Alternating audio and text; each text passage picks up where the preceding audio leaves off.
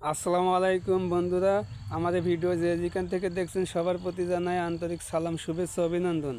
আজকে আমি নবীজির আদেশের একটি কথা বলবো, দয়া করে ভিডিওটাকেও ওপরে টান দিবেন না। নবীজির আদেশ হলো এই: একদিন হযরত মুহাম্মদ সাল্লাল্লাহু আলাইহি সাল্লাম পথ দিয়ে যাচ্ছিলেন। হঠাৎ দেখে এক বুড়িমা পথে কাঁটা দিয়ে বসে আছে।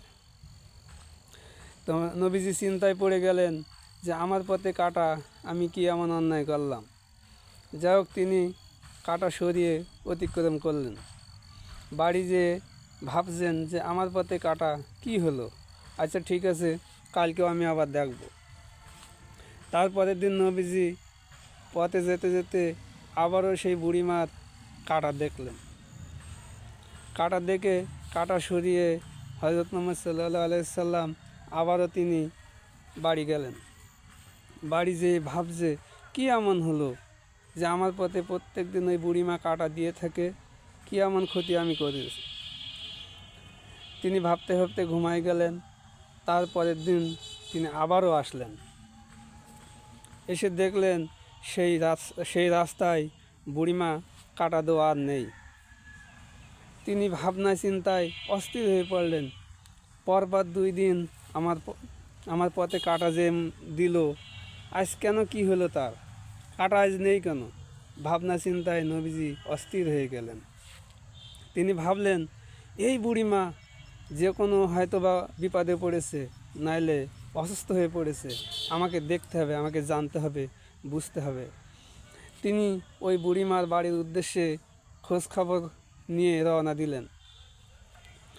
বহু দূরে যাওয়ার পরে একজন সন্ধানদাতা বললেন যে অমুক জায়গায় তার বাড়ি। সেই বাড়ি যেয়ে দেখলো সেই বুড়িমা জ্বরে বিশাল কাতরাচ্ছে, বিশালভাবে অসুস্থ। তিনি তাকে খেদমত শুরু করলেন। তার মাথায় পানি, ওষুধ খাওয়াইয়া দিলেন। তারপরে তাকে সুস্থ করে তুললেন। তোলার পরে সেই বুড়িমা তাকিয়ে দেখে আমার ঘরে বিশ্বনবী জনাবে মুহাম্মদ সাল্লাল্লাহু আলাইহি সাল্লাম এসেছে, যাকে কিনা আমি পরপর 2 দিন কাঁটা দিয়ে রেখেছি। আমি কি ভুল কাজ করেছি? হে আল্লাহ, আপনি আমাকে ক্ষমা করেন, আমাকে ক্ষমা করেন। সেই বুড়িমা তওবা করে মুসলমান হয়ে গেল এবং নবীজিকে জড়িয়ে ধরে কান্না করতে লাগলেন।